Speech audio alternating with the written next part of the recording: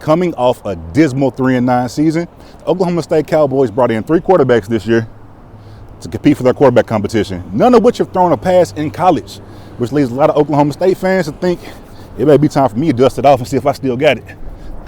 So go. Welcome back to the Daily Yo, and welcome into the Sports Corner. I'm Steve Spears. Let's see what's going on in sports. It's not how you start, but how you finish. And unfortunately for Cowboy baseball, it all slipped away last night. That game was a sports fan's dream. 2 overtime periods, 1,000 yards of combined offense, but the Oklahoma State Cowboys prevailed, beating the Arkansas Razorbacks, which means they get some barbecue pig. Tastes so good. It was home run derby time for Nolan Schubert last night. Emmanuel Siafa shows us how the Pokes smashed the Shockers. The Cowboys end their regular season here today with a win over Cincinnati Bearcats by a score of 78-67. Now, the team was led by its group of seniors, which prepared them to the win today. Thanks for that, Andrew. My ears are still ringing from the atmosphere the kids here created today in GIA as OSU Cowgirls defeated UCA by a score of 89-58. The Oklahoma State Cowboys honor his group of seniors in a brief ceremony before tip-off against the Cincinnati Bearcats. The game started off a bit of a dogfight with both teams trading buckets, but the scoring was led by the Cowboys seniors, which led Coach Steve Lutz to reflect on his first season as the Oklahoma State coach. Maybe this is not for me to say, but I know that our team has gotten better, right? And we're not where we want to be as a program. But I know that these kids have invested into Oklahoma State basketball, and today was a heck of a reward for them on senior day. So I was, again, proud of them for their effort, proud of them for sticking with it, and I think it shows a lot of character on their part to do so. While it was the main cast of seniors leading the charge, one of the loudest ovations came for Kurt Cole, who checked in during the game's waning moments and stole the show, scoring his first bucket as a Cowboy.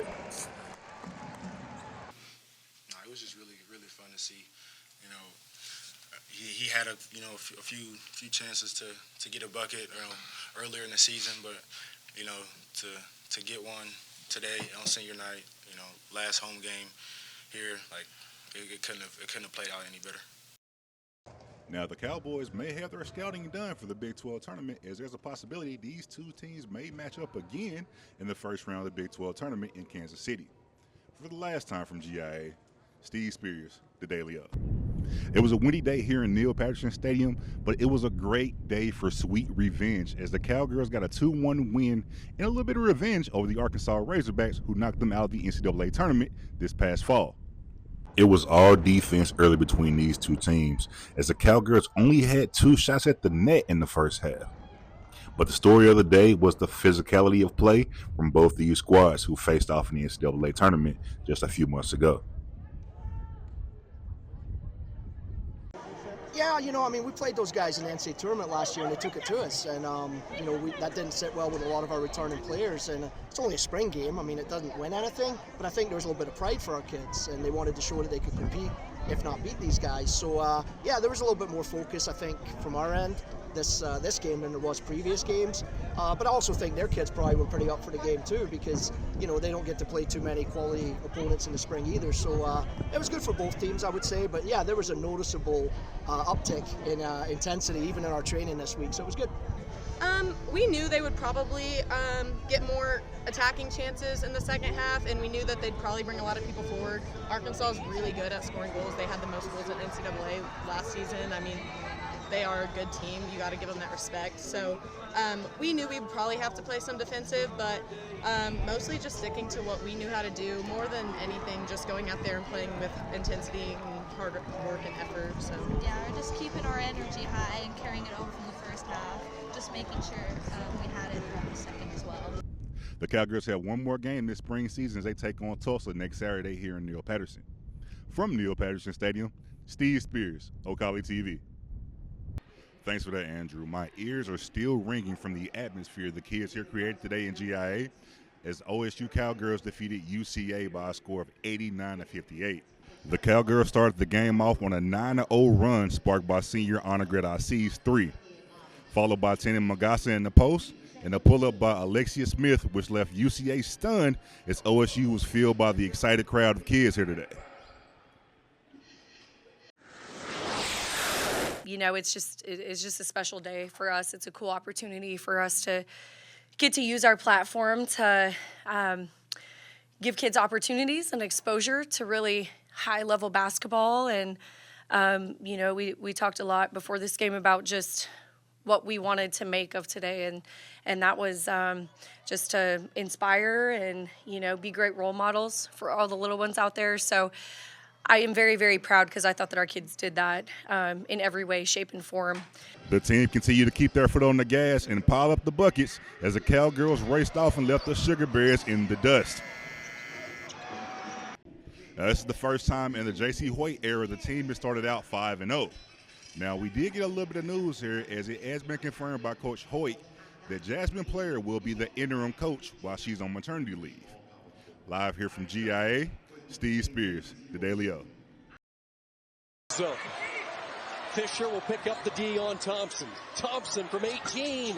No. Put back. Good.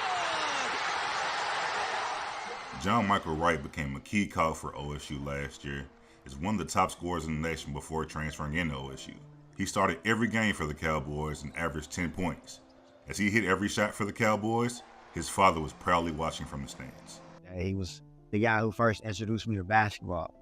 So you can only imagine how that relationship was being that I'm here now at a D1 school. So when we're little boys, we look at our fathers as superheroes.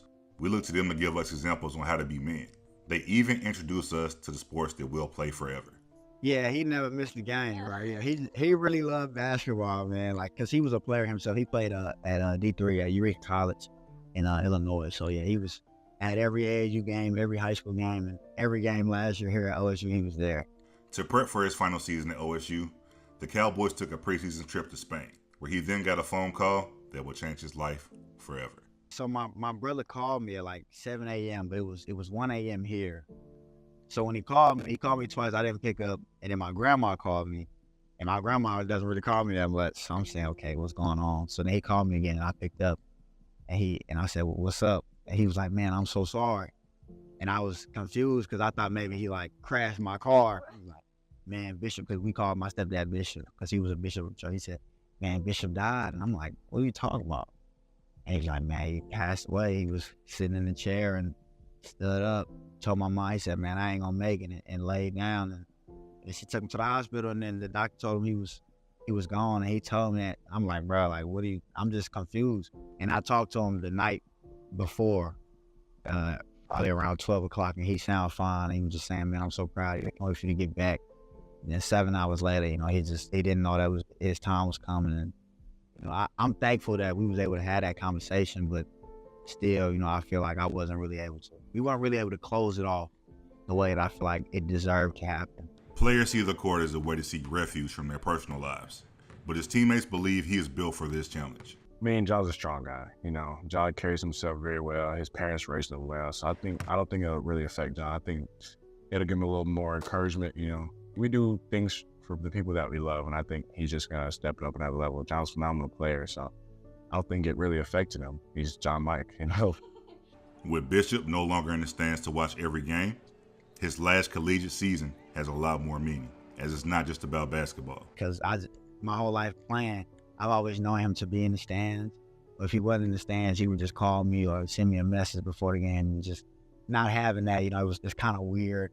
But this season, you know, it's dedicated to him. Bishop's legacy has had a long-lasting impact on John Michael. He still follows the examples that were taught to him by his superhero. You know, my stepfather has taught him to not be fazed by a lot of things. You know, even in his death, he's kept that teaching. So he's, you know, pushing forward. He's composed. He's, you know, motivated, and, you know, he's ready. He's going to do well. And I know, you know, my father be proud of him.